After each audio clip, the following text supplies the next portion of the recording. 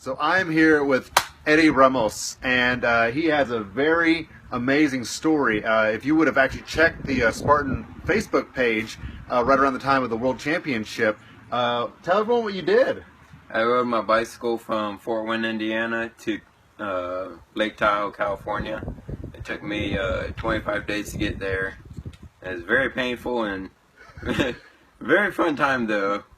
I just still can't believe I actually did it by myself. That's awesome. So you did it completely unassisted, and you did it from Lake Tahoe, from Fort Wayne to Lake Tahoe. And then what did you do in Lake Tahoe? I did the Spartan World Championship after help volunteering for about a week every day from start to finish. And you also did the Ultra Beast, right? Yes. You are a glutton for punishment, my man. So tell us a little bit about what it was like going from Fort Wayne, Indiana, which is very flat, and it's Midwest. Like, this is not like a quick trip anywhere. Going out to Lake Tahoe. Well, it was very different, change of scenery, because going from Fort Wayne there, you see like a lot of the corn and fields and everything, and basically just farming everywhere. And then about like halfway across, it goes from that to just open range of nothing, and it's just like, what the heck is going on out here? I'm so bored now. And so, was this the first time that you've ever done it unassisted? No, I biked to Vermont last year doing the same thing. And I had the corn feds helping me out along the way, and I would stay with some of them. And but for the most part, I did I biked the whole thing alone. But I had people help supporting and sponsoring me along the way, and that's really what got me across. Nice. So you said that you were bored. So like, what would you do to like? Cause I like to listen to music whenever I race or run or anything. So did you have like a killer playlist or like? But I mean, after 45 days, it's kind of like, I've heard the same song over. Taylor Swift, I love you, but I can't listen to you for 25 days in a row. That's basically what happened. But I only had so much charge on my phone, so what I would do is like my last 40 miles. I had the portable chargers, and I would charge those into my and plug those into my phone so that I could listen to music and do my maps. But that was at the last 40 miles, and I would do about like at least like 80 miles a day. So I was like, all right, so somewhere around on this time I can finally listen to music, and that will be my treat. But yeah, I really hoped out one day. I had 150 miles, and it was just like, this just sucks. And my phone went dead so many times just from the prolonged time. So there was like a lot of times where I just had to turn my phone off and just say, screw it, I'll go about 12 miles this way and then turn it back on and see if I'm still in the right spot. Oh man. And I don't know if you've thought about this, but like, this could be our next bro science experiment, is that we could actually find a way to put a generator on your back tire and get some juice for you so you don't have to just suffer for like... I know. We'll work on that. You're going to be our guinea pig. You're going to test it out for us. Sounds good. Because, you know, I have an engineering degree and whatnot. So go walk us through like a typical day. Like, what's it like? You wake up around like what time, and then what do you start doing? When I was on my trip? When you're on your trip, yeah. Well, I would wake up around like, depending on how many miles I had. Like the day I did 150, I woke up at about 5. Yeah, it was about 5 o'clock, and I got out about 6:30, and then I would just go as hard as long as I possibly could, and then I would try to do everything real fast in the morning, and so I could beat the sun. Because once that sunrise gets up, I mean, it's just pounding down, and it's really hard to bike through it. So I try to hurry up and get everything done before it's like actually all the way up. So when I have the last part, it's not that hard. But either way you look at it, it's gonna be harder than crap. So it's like, oh my god. So you tell us, which states did you go through? I went through obviously Indiana, Illinois, Iowa, Wyoming, Utah, I went up to Idaho, but one of my friends picked me up from there because I popped my chain, and they took me to a bike shop over there to get fixed.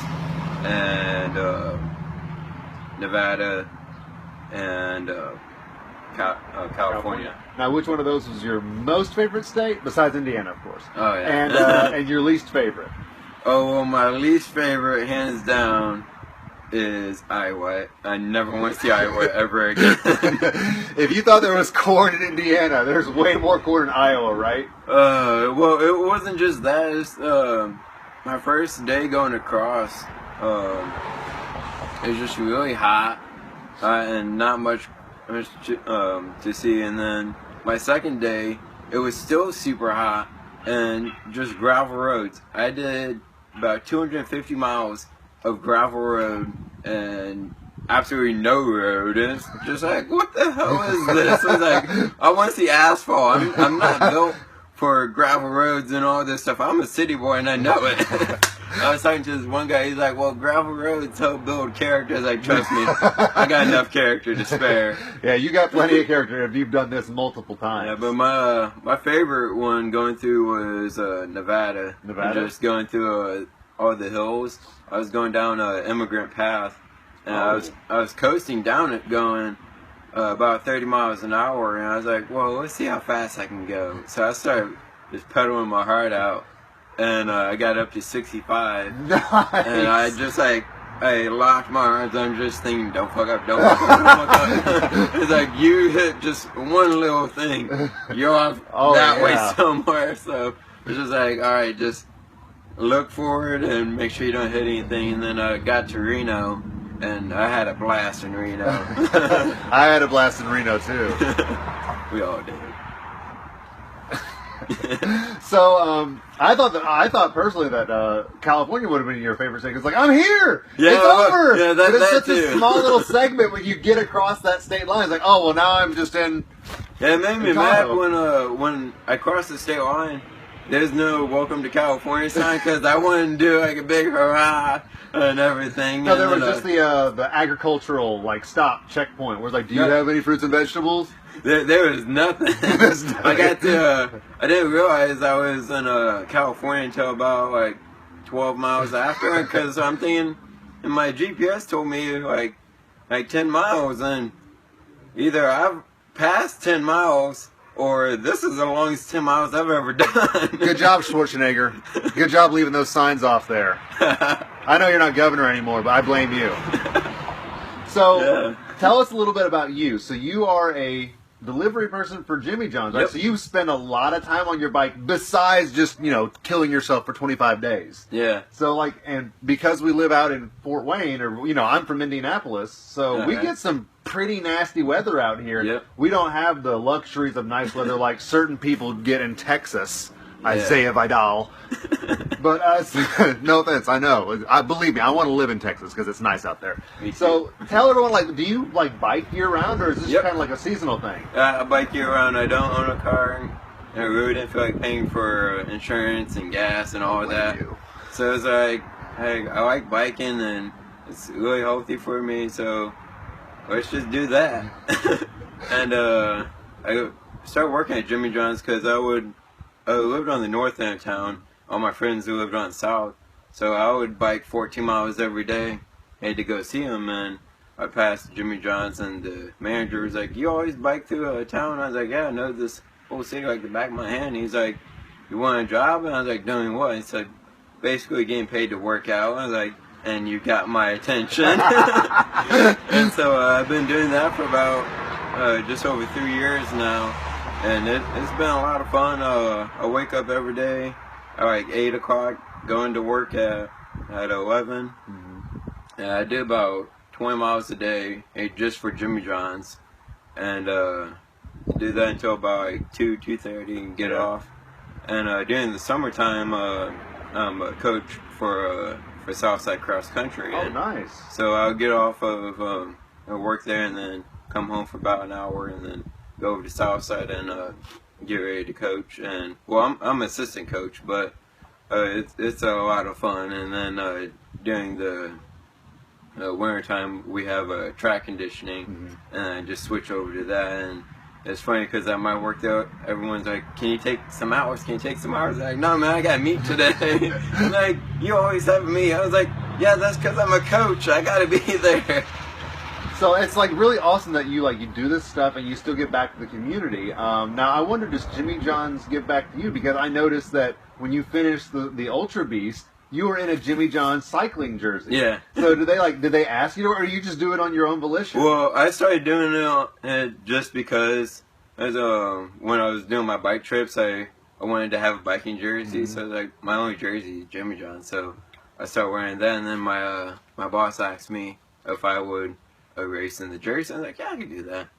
And so I started doing that, and Jimmy John noticed it when I did my my one in Vermont. Yeah. And when I came back, he had bought me the bike that I used to go out to California, and it's a really nice bike. That's my awesome. baby. That is awesome. I'm glad they did that for you. So when we come up with our BROCR cycling jersey, we know who's getting one.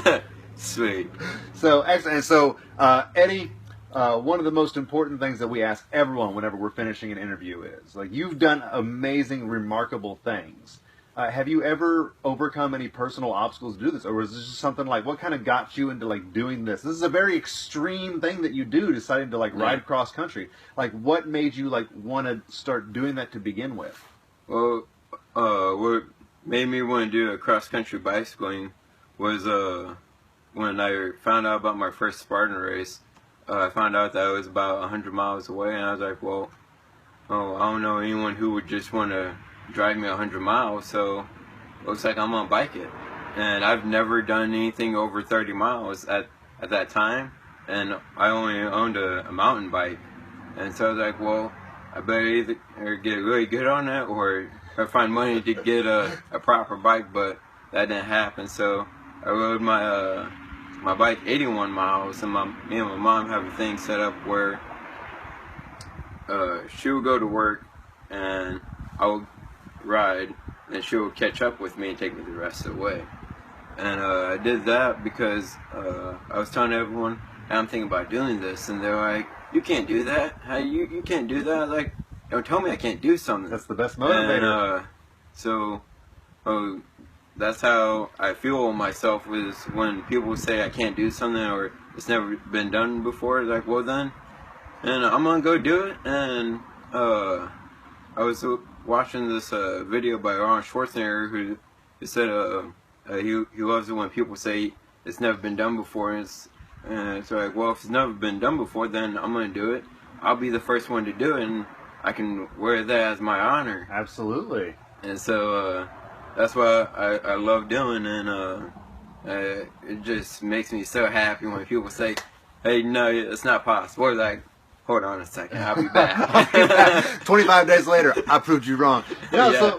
So there's a lot of people that like haven't even signed up for a Spartan race. They're like, well, it's just a race, it's just a mud run. I mean, it's obviously very important to you that you will bike 100 miles for the very first one that you ever did. And then obviously something kind of clicked, because now you're willing to like bike 25 miles across country to do one of the biggest events, you know, that they put on annually. So what do you want to tell people who are at home who haven't done a Spartan race to kind of get them motivated? Because it's obviously important. It's important to me. I mean, I wouldn't be making these videos if it wasn't important to me. To tell them, like, this race is really worth it. Like, what do you want to tell them to inspire them to get off the couch and try one of these races? Honestly, I don't really know. It's just something that if you really want to try it and just go out there. And when I first did it, it's like, yeah, I'm having second thoughts. I was in the crowd, I'm like, yeah, I want to go home now. But I was like, you know what? Let's try this and let's see what happens. And it just blew up to this, and I was like, all right, well, for anyone who would want to do it, it's a little eye-opener, and it shows you that you can do more than what you think you can.